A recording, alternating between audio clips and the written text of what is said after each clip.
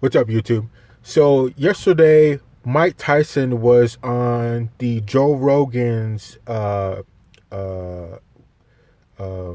show, and Joe Rogan was interviewing him and talking to him, and I just want to talk about. I'm so happy for Mike Tyson that he's had this major turnaround the past couple years, because he was going through some rough shit, before his turnaround. I'm happy he's still alive. I'm happy he's not locked up. I'm just so happy to see him pop up every now and then, and I'm happy to see him on the Joe Rogan show, on his podcast. Because I just really appreciate him still being around and me being able to still see him, because, like I said, we've lost some of the greats. With Prince dying, with Michael Jackson dying, Whitney Houston. A lot of the greats are gone. So from that time period, from Mike Tyson's period. So I'm really happy that Mike is still around. He's relatively happy. People aren't really messing with him, trying to push his buttons to have him do something crazy. But with that said, Mike did create some of his own problems. He's not completely, not have to take responsibility, but I'm just really happy that he's still here. And he's on a Joe Rogan podcast, and let's hear them talk to each other. This is the beginning of it, but let's see them talk to each other. Mike, Tom Segura's in the house for a few minutes here too. Yeah, Stop by to say hi. I can't believe you've never had a cup of coffee. Never. You want some? No. That might be No. that might be the most outrageous thing about you is that you've never had coffee. Your whole life, Never you've never had coffee. No. Did you just? Tea, never coffee. No one ever offered you a cup of coffee? No. You never went to Starbucks? Never for tea or some donuts. Wow. Yeah, and that is kind of crazy. Like, you never had coffee, like not even just try it out. It goes like, let's do cocaine and smoke weed and do acid and pop pills and all that. But coffee, nah, I don't mess with coffee. Wow. What about like That was when you when you're in rehab, you always gotta go to Starbucks because the meeting's right outside at Starbucks. You always hang out at Starbucks, right? But never for coffee. You didn't want to try it? Never. That. How about like girlfriends' wives? Like none of them ever drank coffee at home? I'm sure they have, but I never really. My wife drinks it. And you just nothing? Never. Nothing. No. Well, I'm so all the addicted stuff to coffee. I did and all the drugs I did, you think coffee would be nothing. Yeah. That's what I'm saying. Yeah. That's what I'm saying. Like, it doesn't make any sense. When did you first try any drugs? Kid. 10 When you were a years kid? old, 9 years old. What kind of shit? Smoking and drinking. Right. Then as I got older, I tried acid. How old were you when you first tried acid? Probably 11. Wow. Yeah, so everybody knows the Mike Tyson story and how he grew up, but, to be doing acid at 11, 12, now you're not even a teenager yet, that's pretty damn rough. Real young. Jesus, man. Wow, that's real young. Wow. But when you were the champ, when you were in your prime, when you beat Trevor Burbank, were you doing anything back then? Just drinking a lot. Drinking a lot? Really? Yeah. That's amazing. Would you go clean for camp? Or yes, for camp. Yeah. Just for camp? Yes, for camp. Yeah, but outside, once fight's over. I'm an animal. Wild, yeah. You were the first guy that I ever used as an example of to break that old myth that you can't have sex before fights. And I was like, well, that's out the window. For sure. Because you would talk about it all the time. You'd be like, yeah. Yeah, pretty much, yeah. Yeah, messing with those broads, definitely. Mike Tyson was out there. I think that's what derailed him when he went to, China or Japan to fight Buster Douglas, and he lost. He was out there partying too much, and it just caught up with him and changed the course of history for this guy. Your logic made sense, too. You're like, I don't want to think about it. I don't want to be thinking about sex. I'll just get it out of the way. Yeah, and it's over with. You don't have to do it. You have your refuel for the next 6 weeks and just go with your fight. Do you think that was a myth, that it made you weak? Yeah, I think it's a myth. Yeah, it doesn't seem to make sense. It seems odd, yeah. And then, whenever there's that the would Olympics, inspire you more so than disintegrate you. Yeah, I would think. They said that the Olympic, where the athletes stay, is just like fuckfest. Of They're course. just I would animals. think so, yeah. Yeah. They have the boys and the girls in the same vicinity, yeah. It would be Also, really probably you want to crazy. alleviate some anxiety. Anxiety. Freaking out. You're at the Olympics. You know, you're 18 years old. You're like, Yeah. "Ah!" And everyone's in amazing shape. Yeah, It's just the best stressed out. physiques. It's really interesting. I used to look at it, think about this young kid from Brooklyn, New York, comes to Custom Auto at 13, 12, you know, and all of a sudden, I have a low self-esteem. This guy gives me this big fucking ego.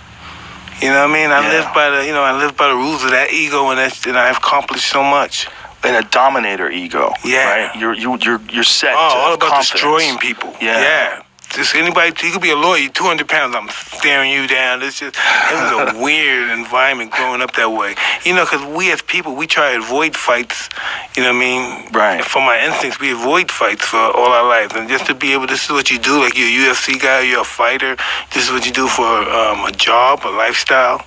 That's pretty bizarre. But you were getting positive reinforcement from thinking like that for the first time in your life. Absolutely. Yeah. Never felt like that before. It was like taking a big drug, like a you just boom, it felt like you're the man. Then everybody's telling you you're great. Yeah. You know? For the first time in your life. Never understood that. And you know what else Custom Model used to do with me? He used to take me to a hypnotist. He was a hypnotist as well. Yeah, and I used to go into the hypnotist motions. What kind of shit did they make you do? You know, How they do it? if you relax, you go under, you totally focus on blackness, nothingness. Right. And you go under and you're just being this savage, intelligent animal. You're just working, you're going to do this. Can you imagine? I mean, can you imagine what type of animal Mike Tyson was back in those days? I mean, I know we see the videos and films and all that, but can you imagine? So Custom Auto, not only was he getting Mike Tyson physically ready, strong, lifting a little bit of weights, running, getting technically sound, but he was working on his mentality too. He's working for his brain. He's working upstairs too with the hypnotist. So he's going deep into his psyche. That's just absolutely crazy. And there's something to be said about Custom Auto's way of teaching. I mean, who told him about using the hypnotist to get into this young kid's brain? Where did he get that from? We need to research some of his training techniques. That's just out of control. I mean, I know some fighters do that. You know, nowadays they go to, you know, a hypnotist or try to get their mind right. But back in the day, to try to do that with a little kid and I mean, that's just crazy. It's crazy. You're going to be a ferocious animal. You're going to fight, puff both hands to the body. You'll use your jab. You're going to do this in ferocious fashion.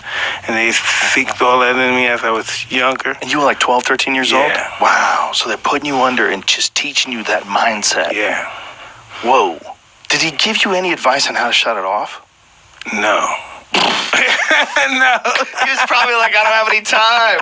He was probably like, I don't have any time. The kid's 13. How old was Cuss at the He's time? like 70. So shit.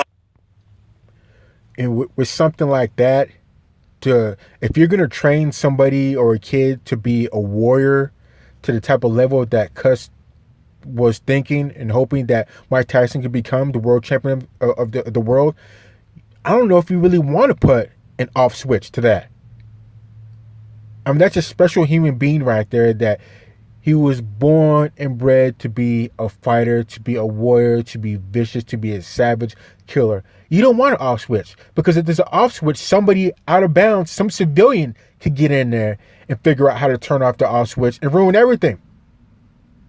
The Snakes already did get in there with Mike Tyson and was able to mess with his off switch, if you will, by messing with his brains and messing with his financial situation and his lack of being the sharpest knife in a drawer, if you will. There's no time. There's no time. I'm not going to teach him the off switch. Just hit the gas. That's what it was, the gas. We're going to destroy these guys. These guys are in our way of, greatness, glory. It's one of the hardest things that many fighters that I've watched over the years have the problem of shutting it off. Like turning it on and living like that and just wanting to be a dominator, but then learning how to be a father, learning how to be Man, a friend. my first lifetime with children and stuff, trying to do this stuff, man, I felt so disastrous.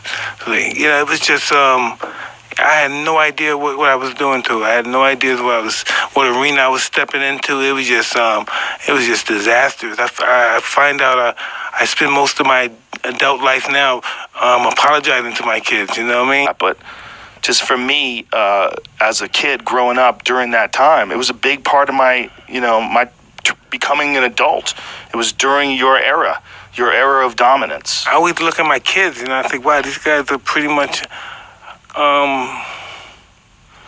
middle class kids. They live their life, they do what they want, they go to college and everything. I would never want to put that pressure on my son that you have to be the total best. You have to dominate everybody. You got to be the best that ever lived at this. You put that kind of pressure on them.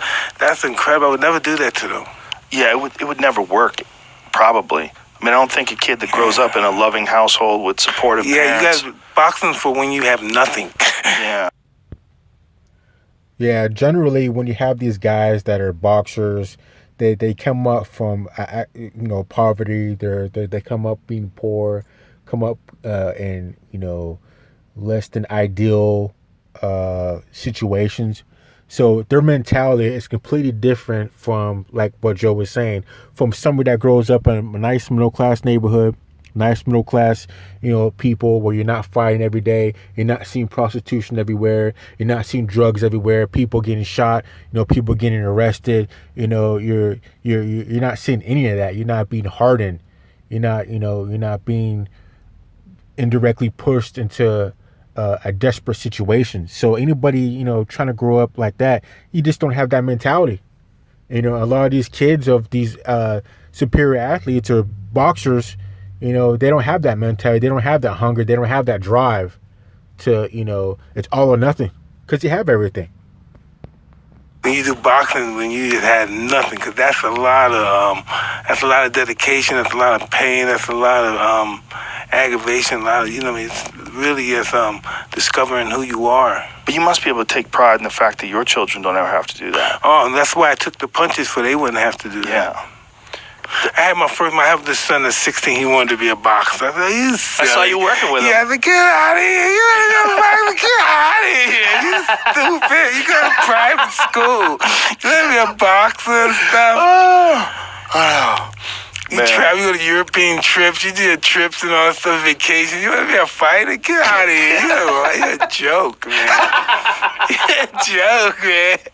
And he's really serious. I think he's serious, man. I don't want nobody. Yeah, that is funny that Mike sees that in his son, how he would like to be a boxer, and he's actually serious about it.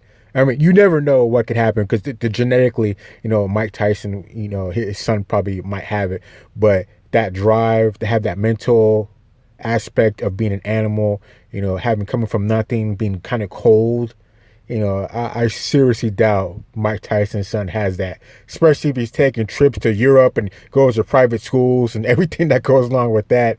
Probably doesn't have it. So it's just funny to hear Mike Tyson laugh about that. What are you gonna do? Fight some guy like me?